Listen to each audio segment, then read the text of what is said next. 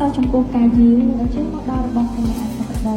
ព្រះវត្តមានដល់ពុំពុំព្រះនាងនរោត្តមជេណា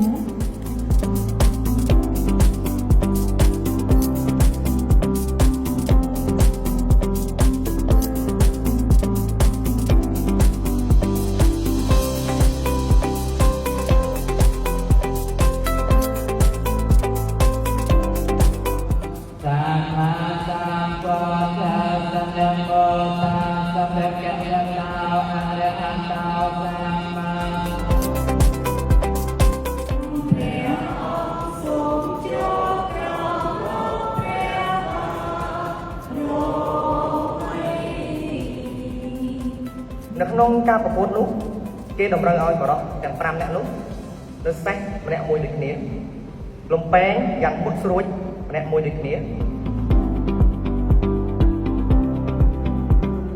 ខ្ញុំចង់ឲ្យបងប្អូនប្រើពាក្យសាមញ្ញ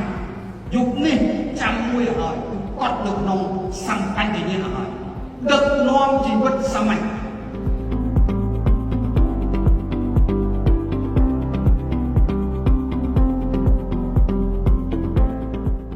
អញ្ចឹងមុំ3ក្នុងជីវិតដែលបងរៀបសកម្មភាពប្រចាំថ្ងៃ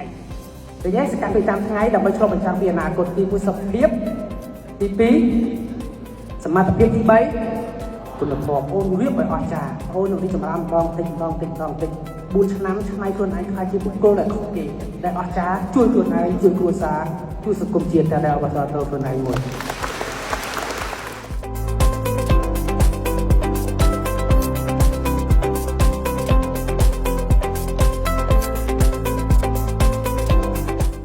ខ្ញុំពិតជាមានសេចក្តីសោមនស្សរីករាយ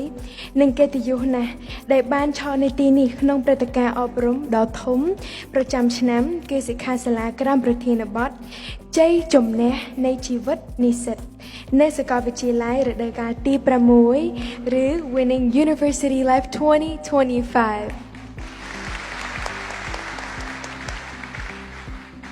តាមរយៈបទពិសោធន៍ដែលខ្ញុំម្ចាស់ខ្ញុំបានចូលរួមនៅកម្មវិធីសិក្ខាសាលានិងកិច្ចការមនុស្សធម៌ក្នុងសង្គមនានាកន្លងមក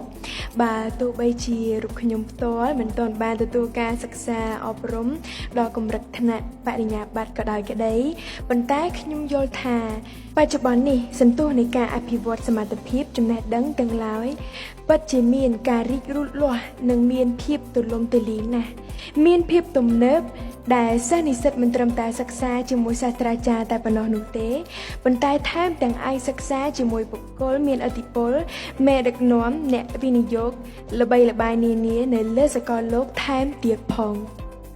នៅក្នុងឱកាសនេះខ្ញុំក៏មានចំណុច3សំខាន់